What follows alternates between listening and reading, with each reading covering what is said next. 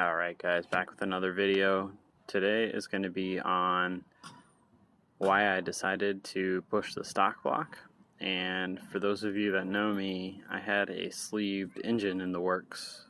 Basically, this is going to describe what happened with that. So before we get started, I am a craft beer junkie. So we are going to be drinking a Castle Rock NE IPA from Mile Wide Brewing here in Louisville, Kentucky. I'm going to crack this open and we will get started. So the whole point of this video is not going to be to bash anybody. I'm not going to call out any names or anything, but mainly to give everyone a lesson in who you trust. So, got my beer and we will get started. So the story goes basically summer of 2019.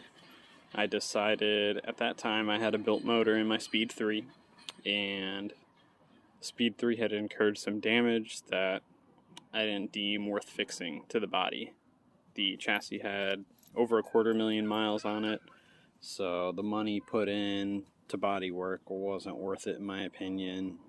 The chassis needed all new bushings and the subframes, so on and so forth, plus all the body work. So I decided to start looking for a Speed 6 and to build an all-out sleeved engine. So July 2019, I went to a local shop in Northeast Ohio that had done fantastic work on my car and other Mazdaspeeds in the past. When I lifted my head on my original built motor, they were able to get the machine work done, put it back together with new head studs, retime it, etc. in a week's time.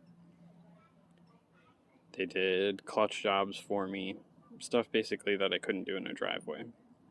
So July 2019, I went to the shop, sat down with the shop owner, and discussed a plan with him as far as getting a motor built. So I decided on Darton dry sleeves, which he placed that order same day through his distributor, Real Street Performance. I had then went home and from Edge Auto Sports ordered Manley's H-Tough rods with the 625 plus rod bolts. I went to Freak Tune, ordered rod and main bearings from him, as well as his H11 head studs. Got ARP main studs. Basically everything I needed aside from pistons to put a short block together.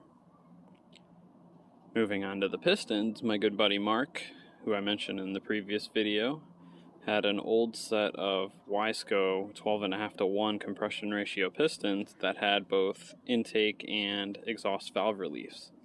So this is something I wanted to have recreated, as his were damaged due to bent wrist pins messing up the pin bore. So I grabbed those pistons from him, sent them to Wisego, which is also in Northeast Ohio, and we had them redesign the piston with a larger oil galley, redesigned to allow better oil flow, around the wrist pin, and then also had it redesigned so that the oil squirters, which normally need bent on Wisego pistons, would no longer need to be bent. So it would clear the pin boss, the skirt, everything. So, later that month, early August 2019, the sleeves came in from Darton, or from Real Street. And as I do with everything, I open the box up, I check the products, so on and so forth.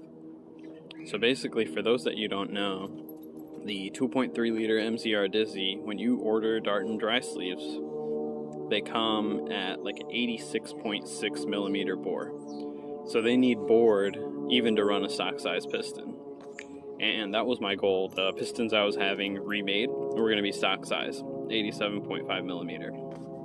So upon receiving these Darton sleeves, I opened the wrapping to one of the sleeves, and just to confirm, tried to put a stock piston through it, which stock piston's 87.5 millimeter.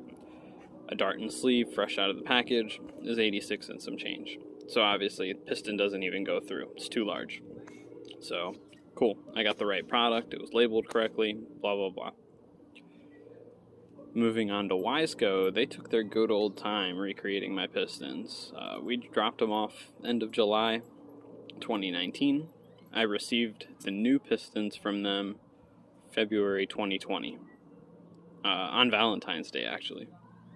So 2 days later, February 16th, 17th, right around then, I took the pistons up to the shop and said, this is all you need to do the machine work, put my short block together, let me know what I owe you. I had already paid them in July for the machine work. I had given them cash for decking, having the sleeves installed, having the sleeves bored out, honed, etc. So pretty much everything was paid for except for assembly. So upon dropping off the pistons at the shop owner mentioned, oh, this will take no time. I already had the sleeves installed and the sleeves bored, which I kind of raised an eyebrow at. You don't bore a cylinder until you have the piston in hand to get proper clearances and everything. But I figured, maybe he bored it out, to 87.5 on the dot, and then they can do the hone, get the clearances right, whatever. So that's February 2020, about a month before all the COVID stuff hit. So month goes by, lockdowns start happening. I messaged the shop owner. I said, hey, I understand that COVID's probably going to affect your stuff. Just keep me posted on what's going on. A couple months go by, I hear nothing. So late May, I message the shop owner. No response. Called him a couple times over the weeks. No response. So finally I messaged their Facebook page and basically explained what's going on. I want an update. I spent a whole bunch of money on all this stuff and no one's getting back to me. And the secretary reached out to me and said that the owner's business partner would reach out to me within a few days. So on Memorial Day 2020, I get a call from the shop's business partner, and he says, "Show, I got bad news. Machine shop bored your sleeves out too far." So I said, okay, what's the plan from here? He said, I'm going to call him right now and make him fix it. We'll get new sleeves, get a new block if needed, and we'll get it right. So that was May 2020. Months go by. No update, no update, no update, no update. September 2020 rolls around. I get fed up. I message said business partner, and I said, go grab my block, grab all my parts. I'm going to take them somewhere else that'll communicate with me, keep me updated. I'm tired of being left in the dark. So, that being said, picked all that up, get the block inspected. The cylinders are bored to 88.37 millimeters. No new sleeves were purchased. No additional work was done. Whatever. I'm going to eat the loss at this point. I'm not one to go after a business and ruin them. Figure, I'll learn my lesson. I'll start from scratch, buy a new short block, buy new sleeves, and send them off to someone like Overspeed, Jordan over there. He's offered to help me many times. Or EB Tech in Georgia. Anyone, basically, that's reputable in the mazdaspeed world. So, a couple weeks later, guy reaches out to me, said, hey, let us get this motor back. We'll make it right. We'll drop it off at the machine shop. We'll get you new sleeves. We'll put it together. Blah, blah, blah. So, I bought a new short block from my buddy Will. Not new, but new to me. It did need a rebuild. Had a good crank. Cylinders weren't scored, anything like that. But piston rings were shot, so I figure, alright, let's give them one more shot. So that's September 2020. Once again, hear nothing for months and months and months. Finally, January 2021 rolls around, and I've made the decision to move to Louisville, Kentucky. So I message him again. Hey, what's the deal with my engine? Oh, it hasn't been touched. It's literally been sitting in their shop for 4 or 5 months now, untouched. They never took it to the machine shop. Never bought me new sleeves like they said they were going to be. So basically that's where I'm at. I have literally everything to build a short block. I have Kelford 247C cams, Kelford's 83-pound valve springs to put in a head. But that is what it is. So pretty much June, July last year, I got bored. I got tired of having slow cars.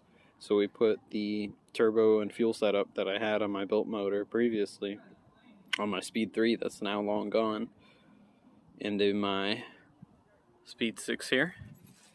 And I've been pushing the stock block since. So we'll see what happens. Basically, I've been working at home for almost a year now. Next Saturday will be 1 year. Not really making much money, so built motor's not a priority as far as paying for machine work again, since I never got refunded and the work never got done, so on and so forth. So we'll see. Hopefully the world goes back to normal here soon. Again, I'm not here to bash a business. That's their livelihood. That was their decision they made. It was my decision to use them. I got burned. I got to learn from it. So the lesson here really is, hopefully when you guys are looking into places to do work for you, whether it's machine work, installs, whatever, that you do your due diligence on research and make sure that who you trust is actually trustworthy. That being said, this beer was fantastic, nice and hoppy. ABV is really not high for a New England like I'm used to. It's only 6.5%, but I give it 4 stars. Hope you guys enjoy your day. I'm going to be sitting out here enjoying this beautiful weather, and I'll see you guys soon. So one last thing I wanted to mention, this is the whole reason I brought up the bore size of the Darton sleeves earlier, being, they start off fresh at 86 and some change, is when it comes down to it, every time I inquired about the engine and why they had it bored out before I dropped off the pistons, the shop owner's comeback was, well, you must have gave me the wrong part number for the sleeves and gotten the Mazda 2.5 liter sleeves. Funny thing about that is if you go to Darton's website, or even Real Street, anybody that sells a Darton sleeves, and you look up the 2.5 liter MZR or Duratec engine, those sleeves also start at 86.6 millimeters. They're not anywhere close to 88.3. Shop owner keeps claiming, even though he told me when I dropped off my pistons, hey, I already had everything bored out, they just need a hone. He keeps claiming I must have ordered the 2.5 liter pistons and that they were already like that. Like I mentioned before, when the sleeves came in, I opened the package and test fit a stock piston at 87.5 millimeters with the sleeve. They wouldn't even go down, not even close. The sleeve was still at 86.6 millimeters. But anyway, excuses are excuses. Shit happens. I'm out a bunch of money, but it is what it is. I learned the lesson. Don't always trust people. With that, you guys have a wonderful day. I'm going to sit out here in this nice weather and enjoy some beer.